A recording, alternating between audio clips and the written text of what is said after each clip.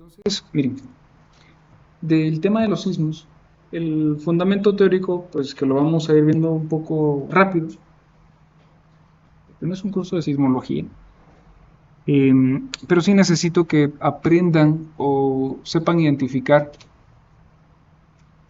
qué es lo que produce esos sismos y cómo esos sismos los vamos a traducir a esas fuerzas laterales que le vamos a someter a una edificación.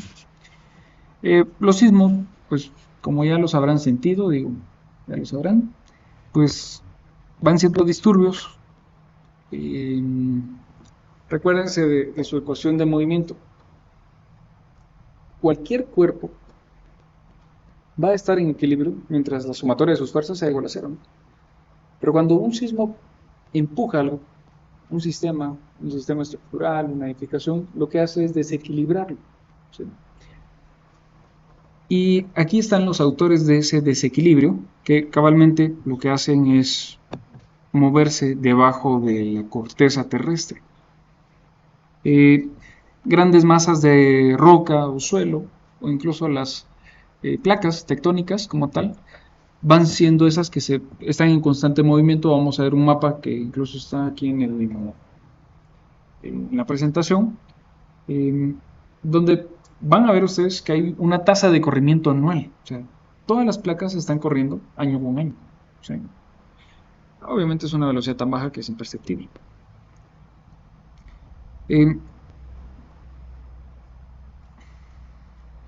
Sus partes, para poderlo ir identificando, es de que generalmente una falla geológica es ese punto dentro de toda la corteza o la unión de dos placas que permite la liberación de esa energía.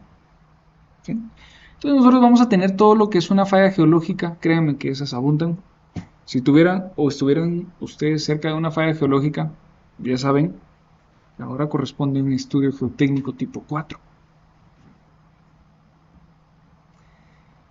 El frente de onda va haciendo eso que, pues, por ahora lo dice, va al frente, va generando un primer contacto con toda esa masa que está lejana al foco o al hipocentro.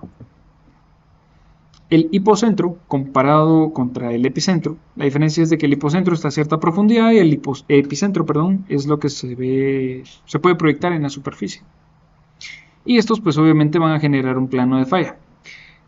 Por planos de falla es de que se van creando las divisiones entre las placas tectónicas.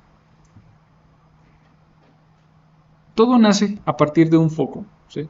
De una concentración en la cual las grandes masas van chocando entre ellas por el corrimiento que ya saben ustedes que tienen. Hay diferentes tipos de corrimientos en los cuales, pues obviamente, pueden ser perpendiculares, pueden empujar, pueden desplazar una masa contra otra. Pero cuando ocurre ese contacto, gráficamente o idealizadamente se puede concentrar en un punto que es el foco. Y prácticamente es el que permite clasificar qué tan profundos van a ser los sismos o los temblores. Es decir, que si el foco está a menos de 60 kilómetros de profundidad, esto respecto aquí a la superficie del epicentro, es poco profundo, entre 60 a, perdón, aquí me faltó una letra A, entre 60 a 300 es un foco intermedio, y entre 300 o más son de una profundidad mayor, ¿sí? Sí. La localización de las fallas sísmicas, que básicamente todas estas nacen a partir, por lo menos aquí donde estamos ubicados nosotros, de la faja del Circunpacífico, ¿sí? ¿Han escuchado el cinturón de fuego? ¿Ok? Bueno, pues básicamente tiene que ver. Hay una faja mediterránea y transasiática, es decir, la que va hasta la India. Esos son someros, intermedios, en profundidad. El eje del Atlántico medio a lo largo de un meridiano son suaves o moderados, y del oriente africano son menos activos, poco profundos y de mediana a baja intensidad. Para que ustedes se hagan una idea de que los continentes, pues, ¿han escuchado ustedes de Pangea? ¿Sí? Bueno, pues ¿Qué era Pangea? Donde estaban todos los Cuando continentes. todos los continentes eran uno solo, ¿verdad? Entonces, cabalmente, pues ese desplazamiento ha ido separando Pangea como tal. Esa es la teoría, ¿sí? Entonces, obviamente, la parte más activa, sísmicamente hablando, pues se ha venido quedando hacia donde nosotros estamos. Eh, Vamos a tener dos escalas para poder medir los sismos, escalas de intensidades. Una va a ser la escala de Mercalli. Básicamente, esta va de 1 a 12, eh, donde el nivel 1 es no se siente bajo circunstancias muy favorables, y 12 es una total destrucción, es algo fuerte. La escala de Richter lo que hace es medir las amplitudes. Entonces, la que a ustedes o nosotros o a los sismólogos o interesados en el tema nos va a pesar mucho más es la escala de Richter, porque esta es la que mide amplitudes. ¿Sí? La otra es algo meramente visual, ¿sí? Es algo como lo puede percibir alguien. Y aquí tenemos un gráfico, perdonen aquí que hay un pequeño error. Aquí tenemos una escala de 8 y aquí abajo, ahora les explico. Básicamente la escala de Mercalli lo que hace es, de hecho esta nació porque antes los sismos, como existía muy poca variedad en cuanto a sistemas sismoresistentes o constructivos. Digamos que antes, si el casco urbano estaba hecho con adobe, y a lo mejor las estructuras principales con roca, bloques de macizo rocoso gruesos, eh, medían qué tanto se podía destruir las viviendas. Entonces, si había mucha destrucción, pues ya le iban subiendo a la escala de Mercalli. Es decir, que esto es algo más que está, perdón, en función de la percepción de quien lo está clasificando. Si digamos que nosotros fuéramos los que estamos midiendo un sismo en la escala de Mercalli, digamos que estamos hablando del sismo de 72, probablemente hubiéramos estado en algo bastante destructivo o ruinoso incluso, es decir, una escala 9, una 8, eh, o hasta una 10, ¿sí? Una escala 12 sería una completa destrucción, una catástrofe como tal, ¿sí? Pero eso nuevamente es algo visual. Entonces, no es una escala justa con, digamos, los diseñadores, así como ustedes próximamente, porque si ustedes diseñan de manera adecuada, lo que esperan ustedes es de que su edificación no se destruya. Obviamente va a estar bien diseñada, obviamente va a tener ductilidad, va a tener sistemas de disipación, o va a estar bien en cuanto a su redundancia estructural. Por lo tanto, aunque es muy poco probable, pero digamos que si a la par de esa edificación bien diseñada hay 20 casas de adobe y las 20 casas de adobe se caen, cosa que no creo que pase, ¿no? Pero ¿quién va a poner un edificio ahí o casas de adobe donde está el edificio? Wow. Pero porque la mayoría de viviendas se destruyó, eso tendría que entrar en una escala de Mercalli desastrosa, ¿sí? Cosa que a lo mejor no es cierto, sino que simplemente el adobe no tiene un sistema de confinamiento como tal, no funciona ante sismos. Pero el truco o la razón por la cual existe es de que no tiene un diafragma que transmita de manera correcta esas fuerzas laterales. Ya vamos a ver qué son los diafragmas.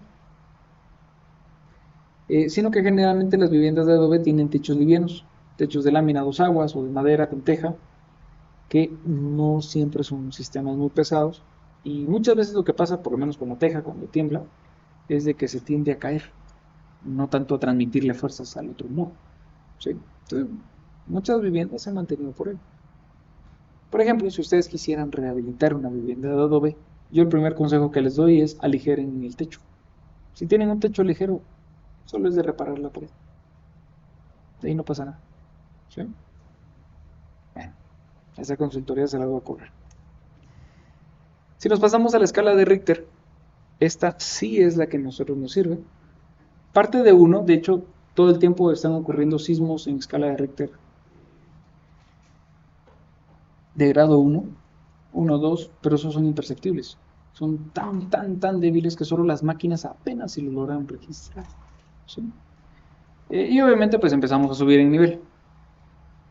Incluso el 3.5 generalmente no se siente, pero sí lo logra registrar la máquina. Algunas. Bueno, casi todas. Y los de 1 y 2 casi. Solo las muy, muy sofisticadas y precisas. De 3.5 a 5.4 a menudo se siente, pero solo... Pues, esto genera daños menores. Ojo, están hablando de daños, pero no es de que sea una escala referente a daños, sino que recuérdense que está en función de amplitudes. ¿De cuánto fue el sismo en Guatemala del 76?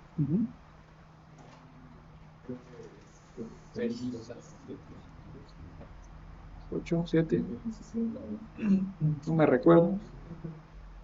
Muy bien, hay que averiguarlo. Averigüenlo por favor para la próxima clase.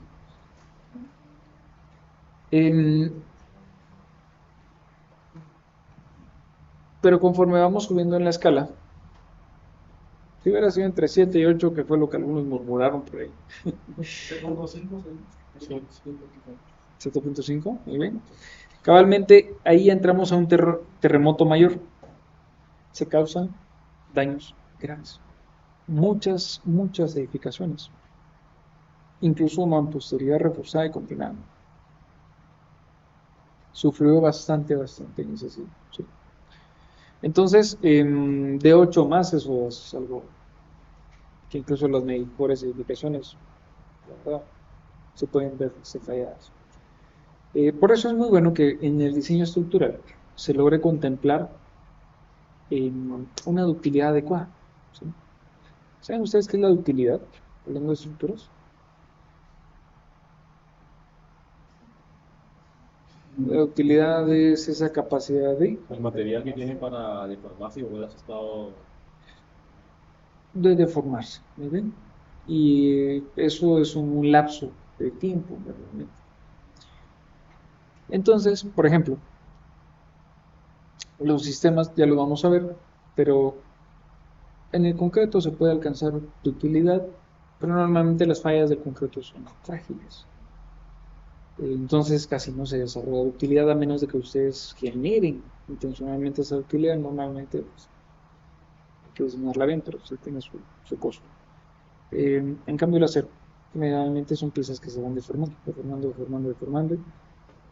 En sismos de una escala de Richter de 8 o más, podrían dar una buena cantidad de segundos o minutos para que una ruta de evacuación funcione y puedan ustedes evacuar. Por eso es de que normalmente lo que sean rutas de evacuaciones, o sea, hay que diseñarlas de una manera bastante buena. Regresando a sismos, vamos a ver ahora las ondas. Tenemos 4 tipos de ondas. Si ustedes tomaran un bloque de suelo y lo ensayan, o lo pudiéramos ver, no sé, rayos X o demás, durante un sismo, normalmente las ondas longitudinales van siendo estas en este sentido. Todos los diferenciales de suelo, digamos, se van expandiendo, y así es como se va transportando la onda. ¿Sí? Ondas longitudinales van a ser aquellas que la dirección del desplazamiento de una partícula es la misma de 0 a 180 grados, o sea, en este sentido, desde aquí hasta acá, siguiendo la dirección de propagación de la onda.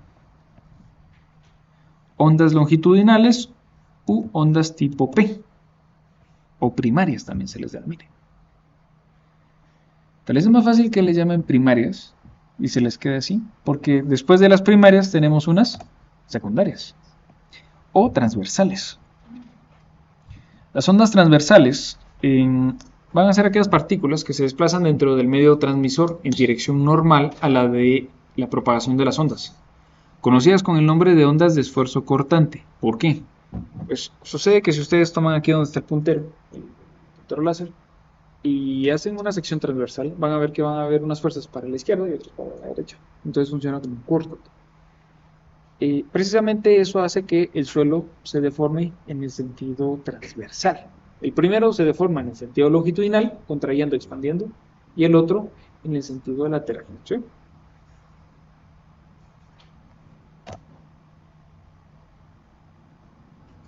Las ondas tipo Rayleigh, ¿sí?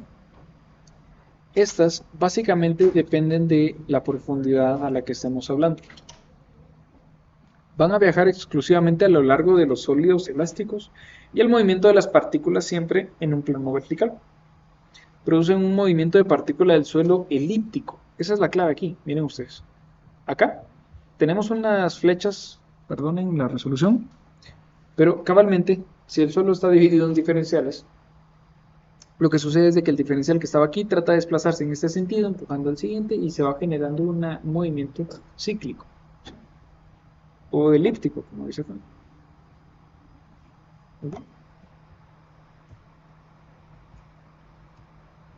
Las ondas tipo log, así, literal, log, para que le recuerden con mucho cariño, van a ser esas ondas superficiales que se observan únicamente cuando se tiene una capa de baja velocidad. Nuevamente, si dividimos el suelo con diferenciales, entre el nivel bajo o inferior respecto al superior, lo que ocurre con el diferencial es de que se traslada. Y el siguiente nivel se traslada, se traslada, se traslada. Por eso es de que aquí podemos ver el rostro superior de cada bloque, de cada diferencial, porque entre uno y otro se van desplazando. Es diferente a las ondas secundarias. ¿Sí? Porque las ondas secundarias desplazan toda la masa del suelo. En cambio estas, lo más profundo no se desplaza, el siguiente nivel se va desplazando, se va desplazando, se va desplazando. Y aquí tenemos una comparativa entre todas, todos son diferenciales, para que ustedes pues hagan una idea de cómo es de qué va. Y la transmisión, perdón, la dirección de transmisión de la energía en estos esquemas van de izquierda a derecha. ¿Sí? Muy bien. Esta diapositiva igual se las voy a compartir. Dependiendo a qué profundidad nosotros estamos hablando, vean que aquí tenemos a un nivel cero, digamos nivel de terreno natural, y la profundidad aquí está medida en kilómetros, o sea, hasta llegar al núcleo. Ven ustedes cómo puede cambiar la velocidad en kilómetros por segundo, ¿sí? Y las densidades de los núcleos. Para ustedes se dan una idea de cómo funcionan los sismos. Básicamente las ondas primarias viajan pues a una velocidad mucho mayor, pero cuando ya se encuentran con densidades más fuertes, como el núcleo exterior, entre los casi 3.000 kilómetros de profundidad a los 5.000, disminuye, pero es porque la densidad del suelo aumenta, ¿ya? Y lo mismo ocurre para las ondas secundarias. Miren que aquí incluso me aparecen hasta llegar al núcleo interior. Y digamos, si cortáramos toda la corteza terrestre y ubicamos nosotros un foco, que sería este primer punto donde nace toda la disipación de energía, más o menos se comporta generando una traslación de energía disipada, perdón, a través de ondas a toda la corteza, donde casi siempre va a rebotar es al núcleo. Entonces en el núcleo pues genera ciertos rebotes. Y esto lo que hace pues es que en algún otro punto desequilibre otra placa tectónica. Y así es como se mantienen desequilibrándose unas a otras constantemente. Muy bien, entonces, si ya nos enfocamos acá en Guatemala, porque de hecho de esto viene la siguiente tarea, que es ubicar las fallas geológicas en Guatemala, ¿sí? Hay muchas, hay varias, no está tan fácil encontrarlas, pero necesito que ustedes ubiquen dónde están, por si el día de mañana ustedes tienen un proyecto no sé, por ejemplo, San Lucas Acatepeques, pues muy cerca hay una falla, ¿sí? Que ustedes aprendan a identificar dónde hay fallas les va a ahorrar que el día de mañana, cuando estén en alguna obra, en algún lugar X, pues qué bueno fuera que todas las obras fueran a la esquina de la casa, ¿verdad? Pero se decidieron meter a esta carrera, pueden tener proyectos en cualquier parte del país o del mundo. Entonces, se pueden encontrar ustedes con cualquier falla geológica. Si tienen una falla geológica, nuevamente cambia el estudio geotécnico, cambian los parámetros de diseño. Por eso es tan importante que sepan dónde están, ¿sí? Aproximadamente, tampoco es de que sea una letra muerta. Incluso les digo, en la normativa del 2010, si ustedes estaban a 5 kilómetros de la falla geológica más cercana, a 15 kilómetros, a 20, y de ahí pues se interpolaba, eso les cambia a ustedes los parámetros de aceleración. Ahora se quitó eso, pero les digo que es un punto bien importante. Por eso hay que saber dónde están. En este mapa, de hecho, hay algunas, ya hay mitad de la tarea ahí, pero hay que aprender a ubicarlas. Las fallas geológicas básicamente son como una fractura en la corteza terrestre a lo largo de la cual se mueven los bloques rocosos. Como les digo, si ustedes tuvieran una superficie bastante frágil y la empiezan a mover en sentidos en los cuales, digamos, por cortante, lo que va a pasar es de que se le va a cortar cabalmente. Pues más o menos es como las placas tectónicas agarraron a nuestro pobre país. Entonces, todas esas fisuras o esas fallas son las que tenemos hoy en día y generalmente ahí es donde va cediendo y donde se induce más liberación de energía. Las fuerzas de la Tierra actúan sobre la zona de la falla y por ellos los bloques de roca que se encuentran a su lado se desplazan, provocando movimientos sísmicos, es decir, los temblores o terremotos. En Guatemala existen fallas geológicas que son de mucha importancia en el país y bueno, ahí tenían ustedes el mapa, parte importante que lo vean ustedes en su tarea.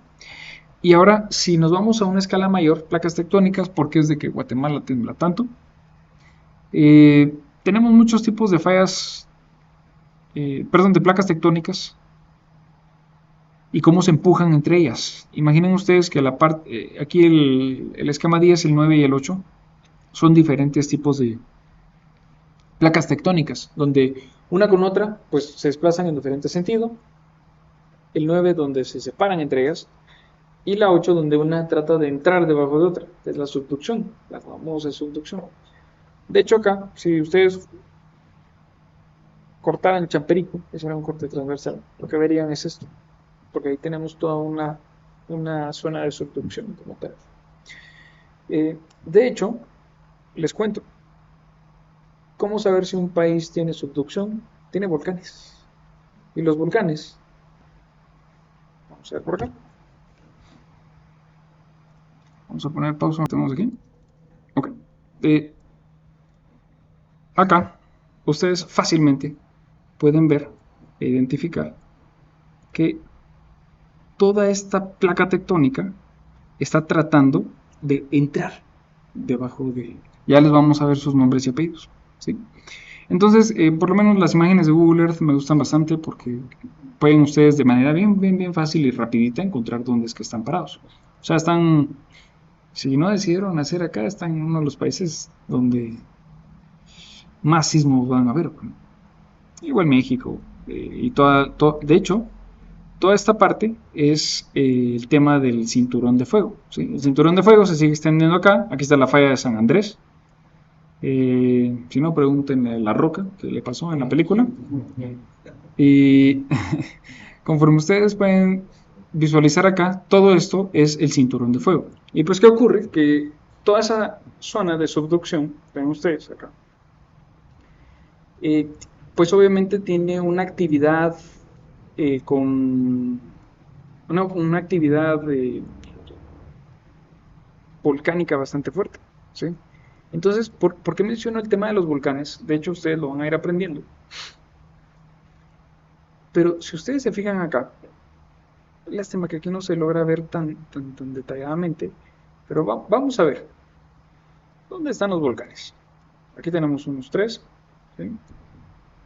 Por aquí vamos teniendo otro. Vamos teniendo acá, miren todos estos cuerpos de volcanes van teniendo un cierto comportamiento bastante notorio, ¿sí? Alex,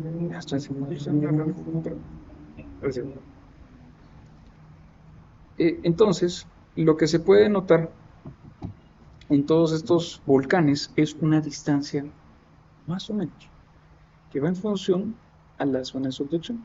Es decir, que si ustedes de aquí proyectan, si estuvieran en AutoCAD, le hacen un offset a esto de, no sé, 100 kilómetros, 300 kilómetros, por ejemplo. Toda esa línea que les genere, ahí van a encontrar volcanes. Porque precisamente las zonas de subducción lo que hacen es de que cuando tratan de empujar, de hecho, si nos seguimos desplazando, no hablemos solamente de Guatemala. Vámonos un poquito, vámonos a pasear. Vamos a México. Eh, toda, to- Toda esta área, bueno, aquí al parecer cambia un poco la geología del lugar por los colores. Pero es muy probable que bajo ese mismo offset o ese concepto vayamos teniendo algunos volcanes. Depende mucho del tipo de suelo. Eh, pero creería yo, vamos a ver si no estoy mal, pico, vamos a ver, ¿cómo es que se llama el apocor? Apo, pero es apo, gracias. Vamos a ver, ¿dónde se encuentra? Popocatépetl, gracias. Bueno, sí, este sí se salió del huacal, ustedes no se dio la tendencia. Pero es que también tiene una ligera deformación aquí la zona. De hecho, cabalmente esto, yo les puedo asegurar que originalmente, eh, pues estaba unido. Y de hecho ese es el criterio que maneja la teoría del supercontinente o de Pangea, ¿no? En que pues obviamente si ustedes lo agarraran como que si fuesen piezas, casi que les van a ir encajando una con otra, ¿verdad? Se nota que aquí hay una disrupción de la falla o de la subducción, pero de alguna manera esto lo que va produciendo son regiones volcánicas pues bastante marcadas. Aquí se puede ver la tendencia, ¿sí? O estas sierras que se ven acá, no sé si necesariamente sean volcanes, pero se logra apreciar aquí, pues puede ser que hace millones de años eso sí haya sido volcanes, ¿sí? Vean ustedes aquí siempre a cierta distancia del área costera, pues vamos teniendo ese mismo comportamiento. Lagos, eso pues, se sale un poquito. Esto parece ser, bueno, un tal volcán de Concepción, probablemente ocurre lo mismo. Y si seguimos bajando, pues esa es la tendencia, ¿no? ¿Por qué ocurre eso? Específicamente por esto. Cuando una placa está en subducción debajo de otra, ocurre que, de hecho, aquí tenemos una imagen que lo va a representar mejor. Permítanme acá. Permítanme, esta ya la había rayado, disculpen ustedes. Pero, híjole. Bueno, perdonen ahí los garabatos. Pues, ¿qué sucede? Que normalmente cuando la placa está entrando debajo de otra, esa fricción, ese choque que ocurre con las otras placas, produce que, bueno, básicamente el nombre técnico son diapiros ascendentes, pero esa fricción hace que el material volcánico pueda subir a la corteza y sale expulsado a través de volcanes. Los volcanes no es más que esa acumulación, ¿verdad? Un día empezó como una pequeña fisura, iba saliendo, se enfriaba, iba saliendo, se enfriaba, hasta que logró alcanzar bastante altura y es un volcán como tal. Ahí nos vamos un poquito más al aspecto de vulcanología, pero ese es el tema, ¿no? Que las placas que generalmente van a estar en subducción producen volcanes, no de un día para otro, eso lleva millones de años. Y si nos enfocamos en las placas tectónicas, que es lo que nos interesa el día de hoy, pues la teoría, ya la saben ustedes, teníamos antes un supercontinente, este pues se fue disipando, y se fue disipando precisamente porque todas las placas están en constante movimiento. La tectónica de las placas es la teoría que explica la estructura y la dinámica de la superficie terrestre, o sea, dinámica, no una estática, quiere decir que está en movimiento. Establece que la litosfera, recordándonos un poquito de... Siempre se llamaba ciencias naturales, no sé cómo se llama ahora. Creo que le cambiaron el nombre del curso, desde que venían en primaria. Ciencias naturales, sí. Cuando veían las capas de la Tierra, pues enfocándonos en la litosfera, que es donde están contenidas todas estas placas, la zona dinámica superior, la más externa, o sea, la más lejana al núcleo, está fragmentada en una serie de placas que van desplazándose. La Tierra es el único planeta del sistema solar con placas tectónicas activas. Esto, en parte, es el fundamento de la teoría que indica que es la razón por la cual hay vida en este planeta. Sí. Hay muchas teorías por ahí. Hay evidencias de que en algún tiempo en Marte, en Venus y algunos de los otros satélites galileanos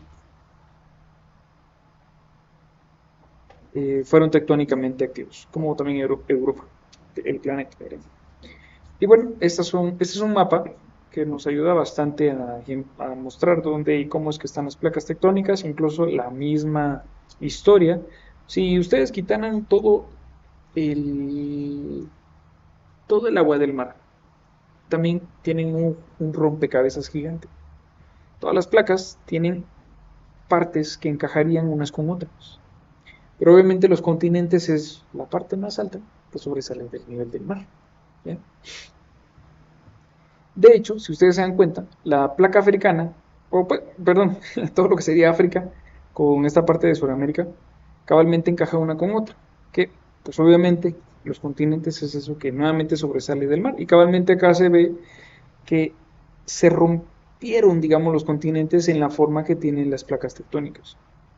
Cada borde de colores que ven ustedes acá son las placas tectónicas y para suerte o beneficio o mucho trabajo de diseño estructural, no lo sé.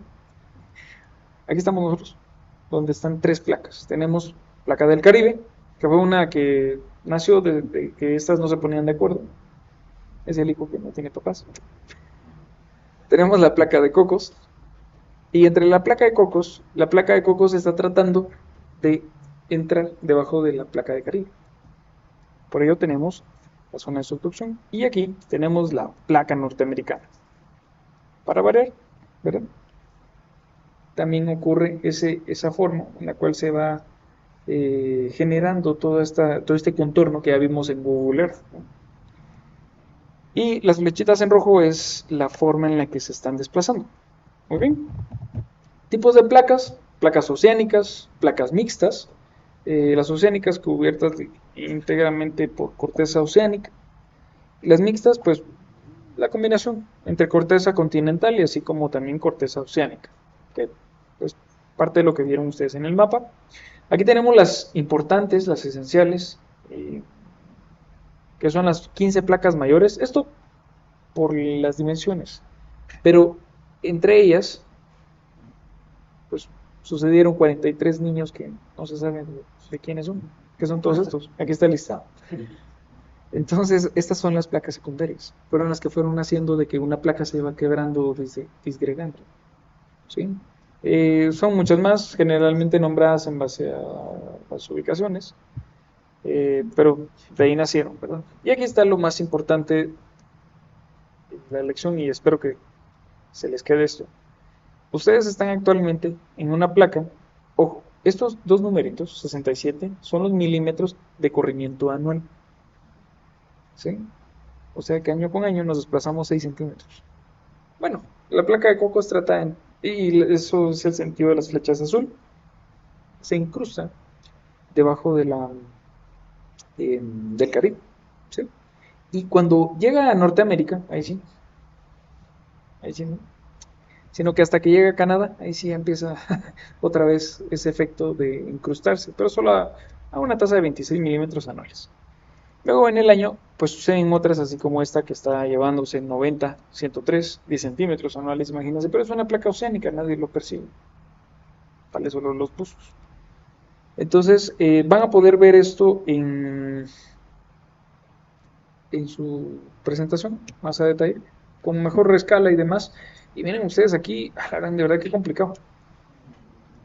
No se sabe ni para dónde toman las pobres placas, ¿verdad? Y cabalmente, pues por eso es de que tiembla tanto en Japón, ¿no? Solo Dios para dónde van. Bueno, entonces, entre las diferentes partes de estas placas, obviamente vamos a tener límites. Los divergentes son esos que se están separando entre ellos. Los convergentes son los que entre ellos convergen en un punto, se están uniendo, como las placas de subducción. Pero el límite, pues obviamente se le denomina a esta franja, ¿no?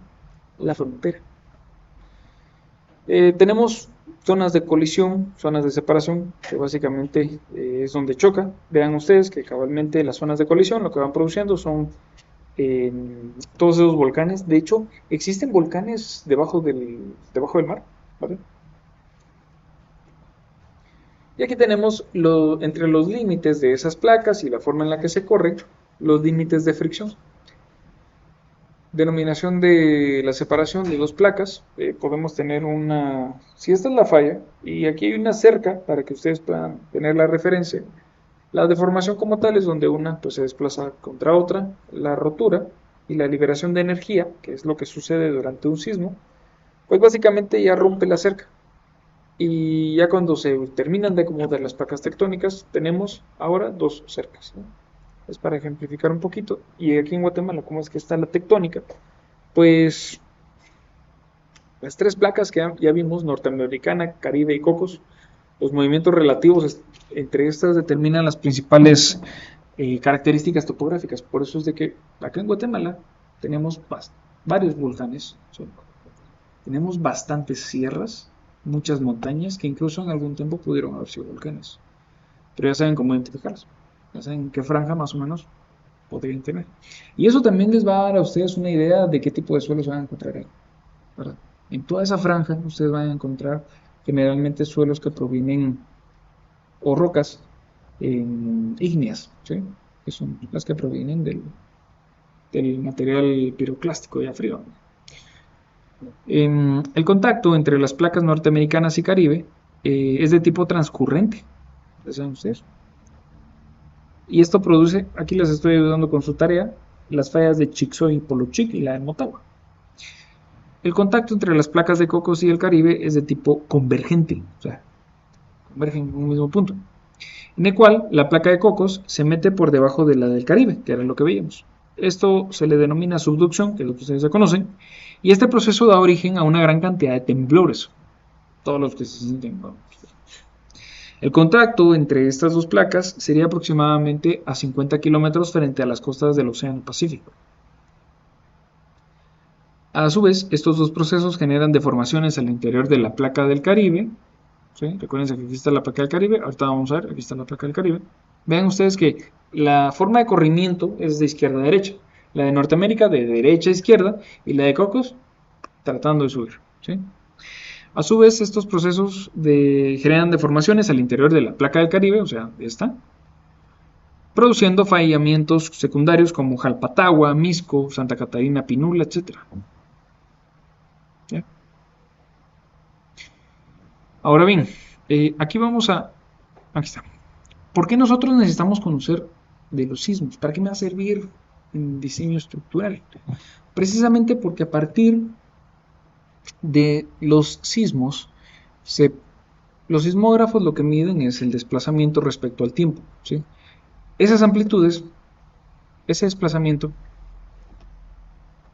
vamos a ver, si yo tengo un desplazamiento, un X, llamémosle con el movimiento, la dinámica estructural, el desplazamiento le denominamos para recordarles un poquito. Y siempre dice, pues obviamente está en función de un diferencial de tiempo. ¿Sí?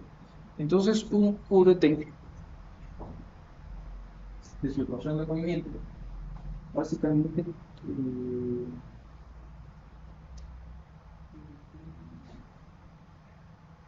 es lo que incluíamos en el campo X, en el campo Q. En la rapidez, ¿sí? Si ese desplazamiento nosotros lo derivábamos siempre respecto al tiempo, lo que teníamos no era un desplazamiento, sino una velocidad. Eso lo multiplicábamos con una constante de amortiguamiento.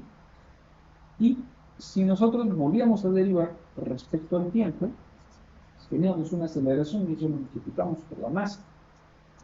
Entonces esto nos produce las fuerzas elásticas, fuerzas de amortiguamiento y fuerzas inerciales.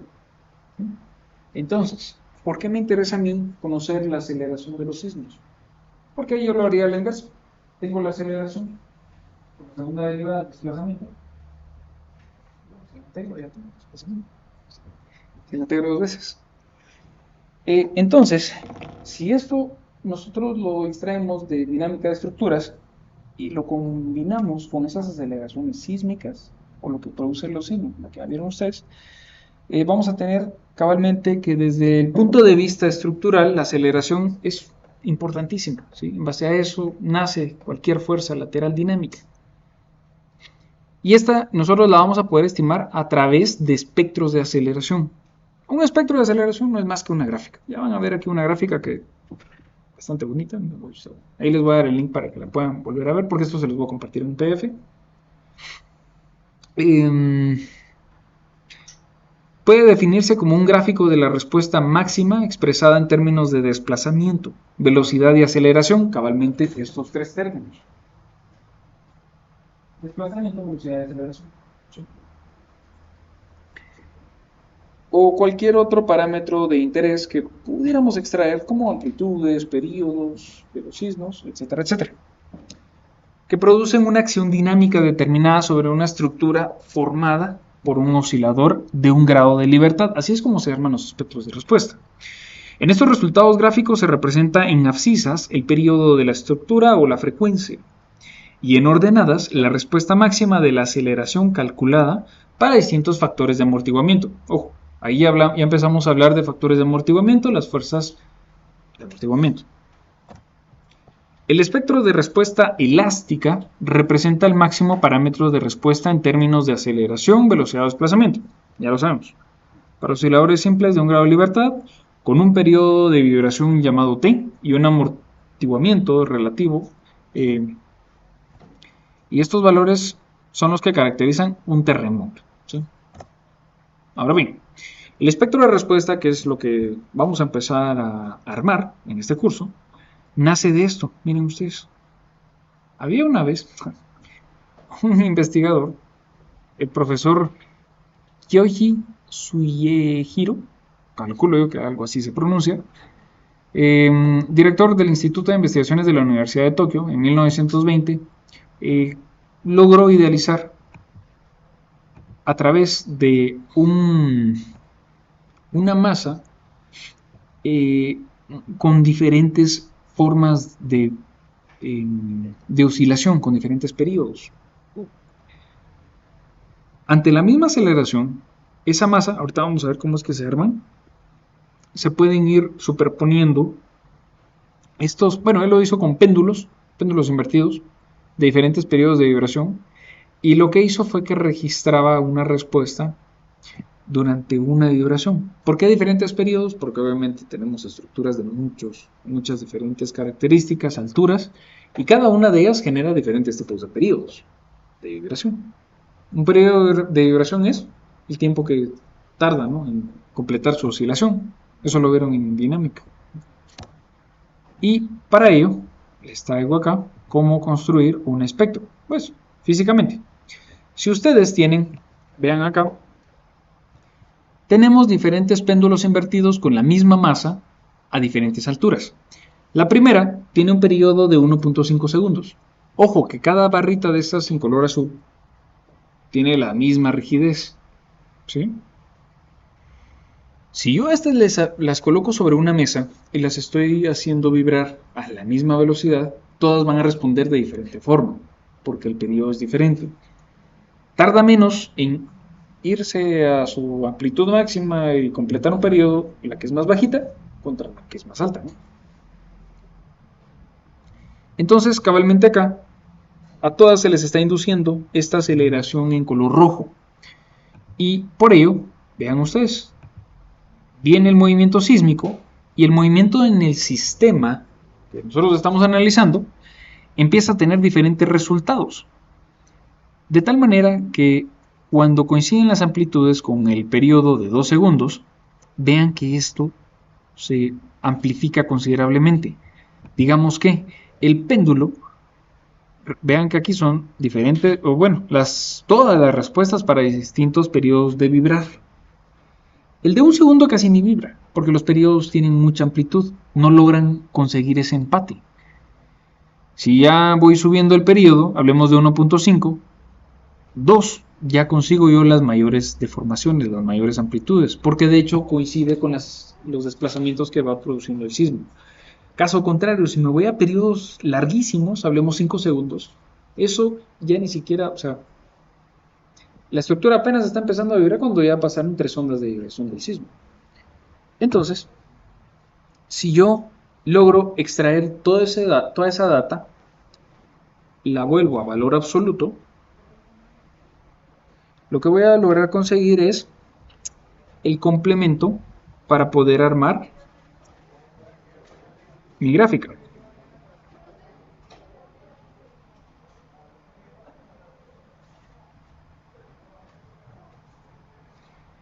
Entonces, como ustedes pueden ver acá, ya de una manera graficada, se pasa a valores absolutos, se superpone una con otra y de todas vamos tomando las respuestas máximas, que son los puntitos en rojo. Los puntitos en rojo me sirven para ir armando en base a los diferentes periodos mi espectro de respuesta. Y así es como se arma un espectro. ¿Sí? Vamos a verlo nuevamente sin interrupciones.